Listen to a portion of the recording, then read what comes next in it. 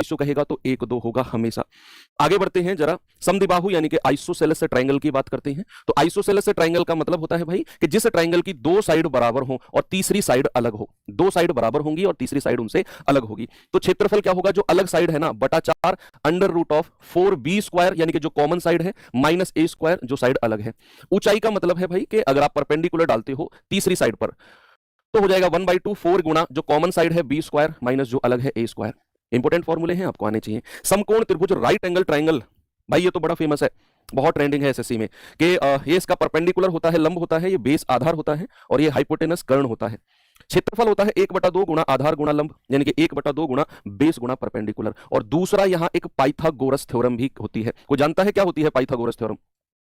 Pythagoras theorem, Pythagoras theorem वो right angle triangle में ही लगती है। ठीक है, ये बाबा थे पाइथागोरस, इन्होंने एक थ्योरम दी थी कि भाई अगर कोई राइट एंगल ट्रायंगल है ना तो उनकी जो साइड होती है तीनों, उनके बीच में एक रिलेशन, एक संबंध होता है कि परपेंडिकुलर का स्क्वायर प्लस आधार यानी कि बेस का स्क्वायर बराबर किसके हो जाएगा, हाइपोटेनस यानी कि कर्ण के स्क्वायर के बराबर। और ये ना फिक्स है, ये फिक्स है, यानी कि अगर किसी भी त्रिभुज की भुजा, हमें नहीं पता राइट एंगल है या नहीं, अगर किसी भी ट्रायंगल की साइड इस रूल को फॉलो कर रही होंगी, उसकी 2 साइड के स्क्वायर का सम अगर तीसरी के स्क्वायर के बराबर होगा तो हमेशा वो राइट एंगल यानी कि समकोण की ही भुजा होंगी। ऑलवेज, ऑलवेज किसकी भुजा होंगी बच्चे? समकोण त्रिभुज की ही भुजा हो जाएंगी। इतनी बात क्लियर है?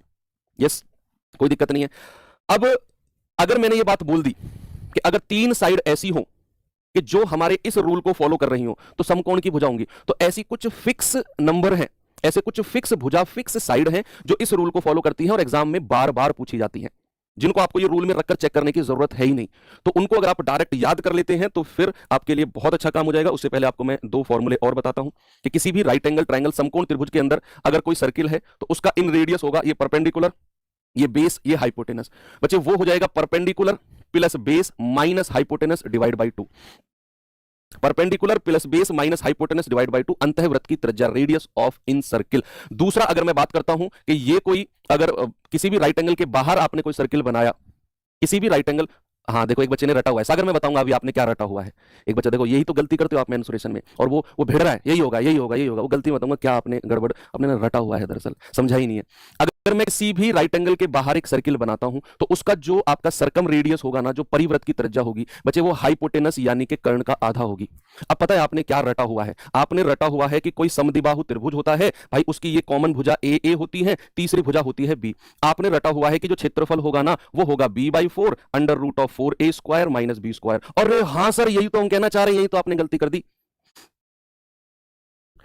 बालों को पकड़ के तब तक नोचता रहूंगा जब तक करंट लगने के बाद जैसे खड़े हो जाते हैं ना, ऐसे बाल आपके खड़े ना हो जाएं। मैंने क्या किया, अरे गुरु मैंने इनको तो बी मान लिया, इसको मैंने ए मान लिया, तो फॉर्मूला अब पलट नहीं जाएगा, यहां ए हो जाएगा यहां बी नहीं हो जाएगा। लेकिन तुमने तो नंबर रट लिए, कहीं लिखा हुआ है कि यहां पर ए ही रहेगा, देखो तो सही, मैंने यहां पर क्या लिखा हुआ, मैंने बी नहीं लिखा हुआ, यहां पर कॉमन साइड को बी नहीं माना मैंने, इसको ए मान लिया, तो फॉर्मूला बदल नहीं जाएगा। यही रट्टाफिकेशन है तुम्हारी जो तुमको कुटने के लिए मजबूर करती है। ठीक है, फिर तुम कहते हो सर मार कुटाई की बात मत किया करो, हम तो बड़े स्वाभिमानी लोग हैं। स्वाभिमान से आगे कुछ भी नहीं है।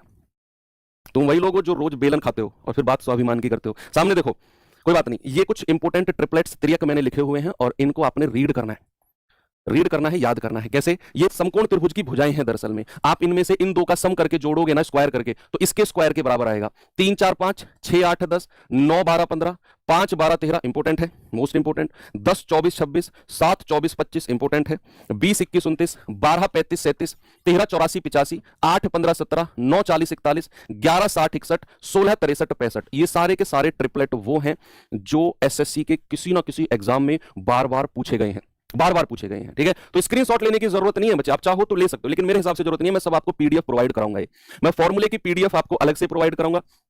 ठीक है, तो ये 3 उंगली चलाना बंद कर दो भाई साहब, आपसे कह रहा हूं। यस, मफलर जो बांधे हुए हो ना गले में, क्यों यार हर पेज का स्क्रीनशॉट लेना जरूरी है भाई? मैं दूंगा पीडीएफ आपको, मफलर वाले भाई साहब, बस आराम से बैठ के देखो, मैं पढ़ा के आ रहा हूं आपसे। अब चलते हैं, बात बहुत हो गई, अब चलते हैं हम पहले सवाल की तरफ। और ट्राइंगल के जितने भी फॉर्मूले हो सकते हैं मैंने आपको पढ़ा दिए हैं। जो ट्रैक सूट, ब्लैक के ट्रैक सूट में आप कॉपी पेन उठा लो, अब समय चुका है सवालों करने का। जल्दी से आप मुझे बताओ क्या इसका सवाल का जवाब होगा। यस,